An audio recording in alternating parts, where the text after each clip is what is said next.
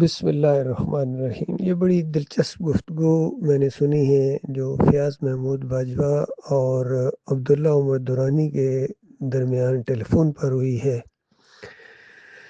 میری اپنی بڑی خواہش تھی کہ عبداللہ عمر دورانی سے کبھی گفتگو ہو سجدہ تعظیمی کے اس مشرکانہ موقف کے اوپر، کیونکہ میرا اختلاف محمد حنیف صاحب سے 2017 میں ہوا ہے سجدہ تعظیمی کے موقف کے اوپر، جب انہوں نے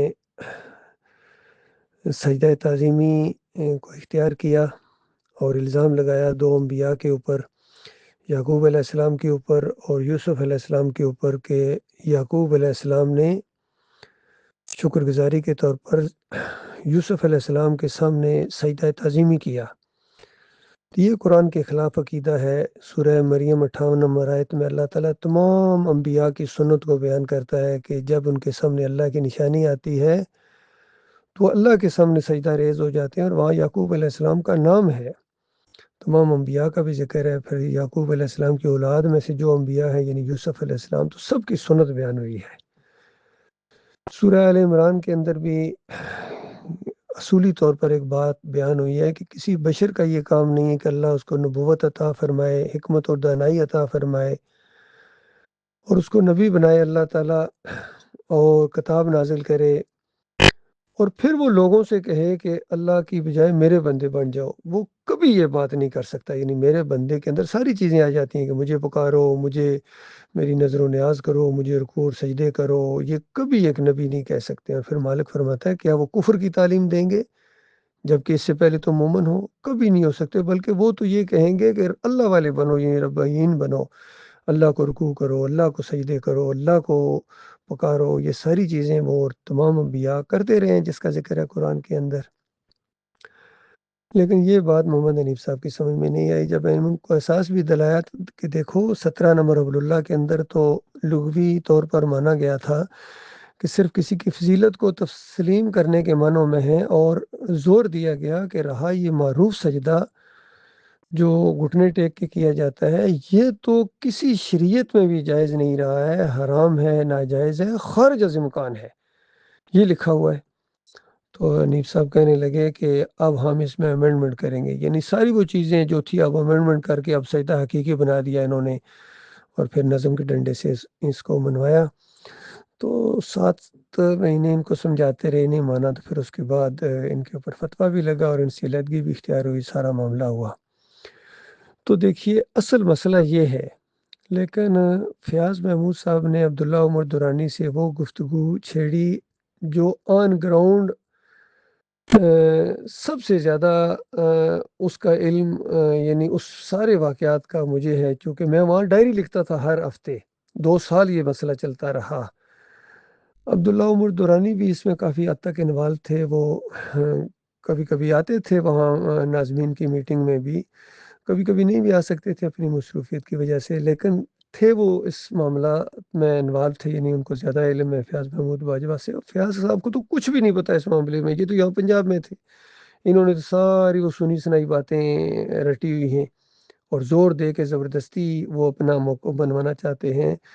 تو یہ جو پہلو ہے گفتگو کا فیاض محمود باجوہ صاحب کا اور عبداللہ عمر دورانی کا، اس میں دیکھیں عبداللہ عمر اس کے اوپر ہیوی ہیں، اس کے اوپر ہیوی ہیں، اور فیاض محمود کی بات بنائی نہیں بن رہی ہے۔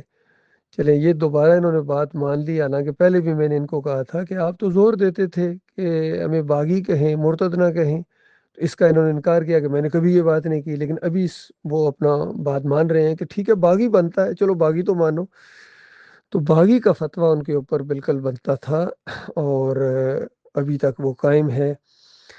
مسئلہ یہ ہے کہ محمد حنیف صاحب سے یہ غلطی ہوئی کہ ریئیکشن میں انہوں نے بھی مرتد کہنا شروع کر دیا ان کو، اور یہ پہلا فتویٰ یعقوب علی نے لگایا تھا، یہ اس کا میں گواہ ہوں۔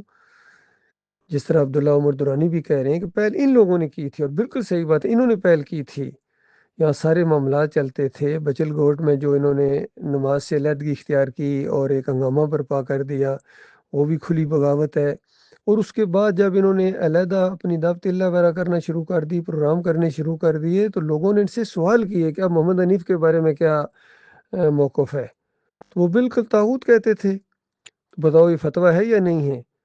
اور پھر ان کے پیچھے نماز پڑھنے کو ایمان کی خرابی کہتے تھے، اور اسی وجہ سے انہوں نے بدر صاحب کو ناظمیت سے ہٹا دیا تھا، حالانکہ انہوں نے بدر صاحب کو امیر مانا تھا پہلے، لیکن جب بدر صاحب نے شمیم صدیقی کے والد کے پیچھے صلاۃ ادا کی تو انہوں نے بدر صاحب کو اسی وجہ سے ہٹایا کہ چونکہ یہ ان کے پیچھے صلاۃ پڑھنا بھی ایمان کی خرابی ہے۔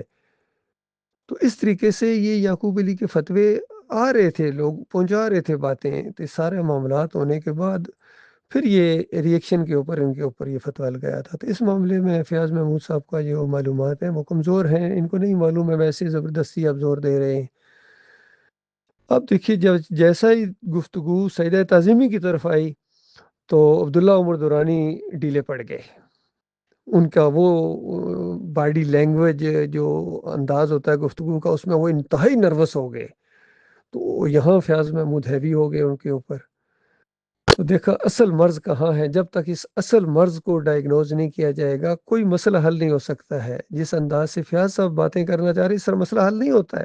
ان کو عقیدے پر لاؤ، توحید کے اور عقیدے کے فرق کو جب بیان کریں گے، اگر یہ سیدہ تعظیمی کا یہ مشرکانہ فعل جو عبداللہ عمر دورانی کے پاس جس کے کوئی دلائل نہیں ہیں، تو اس پر بات ہو تو سارے مسئلے حل ہو سکتے ہیں، اور باقی جو وہ فلاں جگہ یہ ہوا تھا اس طرح مسئلے حل نہیں ہوں گے اور بکھریں گے۔ یہ اللہ کا لاکھ لاکھ شکر ہے کہ یہ گفتگو سننے کے بعد میرا دل اور مطمئن ہو گیا ہے کہ بالکل درست موقف یہی ہے جو میرے ساتھیوں نے اختیار کیا ہے، کہ جماعت سے علیحدگی اس وقت جب عقیدے کے اندر خرابی آئی ہے، تو باقی امیر کے اندر کوتاہیاں جو ہوں، اس طرح کا معاملات ہوں، تو اب اس نے کر لی تھی، ان لوگوں کو زیادہ مسئلہ نہیں بنانا چاہیے تھا، لیکن ان لوگوں کا جو بعد میں رویہ سامنے آیا ہے، یعقوب علی کا، سرفراز کا، زبیر کا، فیاض محمود کا، تو وہ بھی بڑا عجیب و غریب ہے۔ بعد میں پھر یہ 3-4 ٹکڑوں کے اندر بٹے ہیں، تو یہ معاملہ ہے ان کا۔ اللہ کے بندو غور کرو بات کہاں سے بگڑی ہے۔ تو ڈاکٹر عثمانی رحمۃ اللہ علیہ کا نام لینے سے بات نہیں بنے گی بھائی، ان کا ایمان عقیدہ جو قرآن و حدیث کے بالکل عین مطابق ہے، جب تک اس کے اوپر نہیں آؤ گے کسی اصل کے اوپر نہیں ہو۔ تو عبداللہ عمر دورانی کا سب سے بڑا جرم یہ ہے کہ انہوں نے سیدہ تعظیمی کو اختیار کیا ہے محمد حنیف کی وجہ سے اس امارت کو حاصل کرنے کے لیے، اور اب اس امارت کو بچانے کے لیے اس کے اوپر اور زیادہ ڈٹے ہوئے لے کر نروس ہو جاتے ہیں۔ تو یہ معاملہ ہے۔ میری یہی کہنا تھا عبداللہ عمر دورانی کو بھی، دیکھو اپنی آخرت برباد نہ کرو، اور ساری جماعت کا اور سارے لوگوں کا قیامت تک جب یہ شرک پھیلتا رہے گا، اس کا گناہ تمہارے اوپر پڑے گا، محمد حنیف کے اوپر تو پڑے گا ہی، اور تمہارے اوپر بھی پڑے گا۔ اور فیاض محمود باجوہ صاحب سے بھی یہی کہنا ہے کہ جو بات کرنے کی ہے وہ کیا کریں، ایسی زبردستی اپنی بات مست ٹھونسیں دوسروں کے اوپر، اور یہ جو اصل مسئلہ ہے اس کی طرف آ جائیں۔ یہ ایک ہی شرک ہے ان کے اندر، یہ جب ٹھیک کر لیں گے تو اللہ تعالیٰ دوسرے معاملات بھی ٹھیک کروا دے گا۔ باقی اللہ تعالیٰ کا لاکھ لاکھ شکر ہے کہ مالک نے دل کو اور اطمینان دے دیا ہے کہ جہاں جہاں جن کے اندر جو کمزوریاں ہیں اللہ تعالیٰ نے ہمارے اندر وہ نہیں رکھی ہیں، اور اللہ تعالیٰ ان سب کو ایمان خالص کی سمجھ دے۔ بڑی تکلیفیں بھی ان سب لوگوں نے اٹھائی ہیں، لیکن عقیدے میں خرابی کی وجہ سے دیکھیں کتنے بڑے بڑے لوگ شرک کے اندر گئے، مر گئے۔ خالد عزیز جیسے، حافظ قرآن، صابر علی جیسے، محمد گل جیسے، اسلم صاحب جیسے لوگ اسی شرک کے اوپر، کتنے اور مرتے جا رہے ہیں۔ للہ رک جاؤ، معافی مانگو اپنے مالک اور خالق سے۔ یہ دین کی دعوت اٹھی ہے ڈاکٹر مسعود الدین عثمانی رحمۃ اللہ علیہ کے ذریعے، یہ بالکل اللہ کی رحمت ہے، شفقت ہے، اس کو نہ چھوڑو۔ عبداللہ عمر دورانی کا یہ کہنا کہ ہم اسی جماعت کے اندر ہیں یا اسی انداز سے ہیں، جماعت قائم ہے ڈاکٹر عثمانی رحمۃ اللہ علیہ والی، یہ ان کی بہت بڑی علمی خیانت ہے۔ یہ ان کو نہیں کہنا چاہیے، ان کو بالکل کہنا چاہیے کہ ہمارا اختلاف ہے، ان کا محمد حنیف کی جماعت اس کو کہیں۔ ڈاکٹر عثمانی رحمۃ اللہ علیہ تو ایمان خالص کی دعوت دیا کرتے تھے، قرآن و حدیث کی دعوت دیتے تھے، مجاہد آدمی تھے، عالم دین تھے، اور ان سب کا کوئی مقابلہ ہی نہیں ہے ڈاکٹر عثمانی رحمۃ اللہ علیہ کے ساتھ۔